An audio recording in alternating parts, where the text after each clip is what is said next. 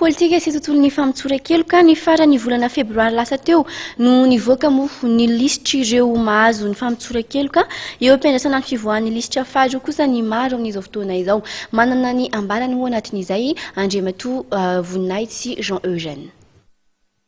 Tokony ho afainganina ary atao laharam-pahamehana ny famoahana ny lisitry ny mahazo fampitsoran-keloka mba ahafahan'ny voakasika izany makabahana hirotsaka amin'ny ambaratonga-pifidianana izay ho toto-saina eto amin'ny firenena na tsy, hoy Voninahitsy Jean Eugène avy amin'ny Lesasy. Nosoritan'ity mpanao politika ity ihany koa fa anisan'ireo miandry ny lisitra faharoa avoakan'ny komisiona manokana misana ny fampitsoran-keloka eo anivon'ny fitsarana tampony. Araky ny tombatombany dia mety amin'ny herinandro ity no hivoaka ny lisitra faharoa ny mahazo fampitsoran-keloka malalaka na ny amnistie large et plein droit.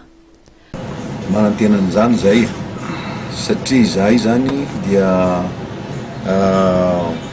karazany hoe anisan'ny voalaza fa hoe anisan'ny deuxième vague ka tsy fantatra moa fa saran'ny examen izy aza zay na ho afaka amin'ny deuxième vague koa na tena mbola miembotra fa ny fanantenako azy zany deuxième vague zany dia hoe mety mivoaka amin'ny herinandro ity zany ka miandry zany zahay amizay satria araka an'ireny fanazavana minisitra reny raha tokony izy izy io tsy tokony isan'izany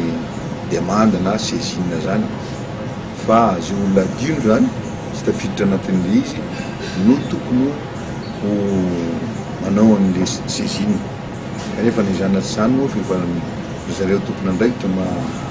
nandraikitra azy feo dia narahana izy nataon'izy ireo fa dia efa nazarany tenako zao dia efa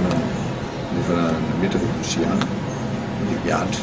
Hatreto mbola tsy misy ny filazana avy amin'ny fitsarana na notification voarain'Andriamatoa Voninahitsy Jean Eugène mikasika ny fampitsoran-keloka araka ny nambarany. Voninahitsy Jean Eugène izay nilaza fa ho toto-saina tsy ho ela ny fivorian'ny ben'ny Lesasy ary amin'io no hanaovana sivana ireo heverina ho kandida atolotry ny Lesasy amin'ny ambaratonga-pifidianana samihafa saingy notsipiny fa tsy afaka mihitsy ho tanterana izany raha mbola misy miandry fampitsoran-keloka ny mpikambana ao amin'ny Lesasy.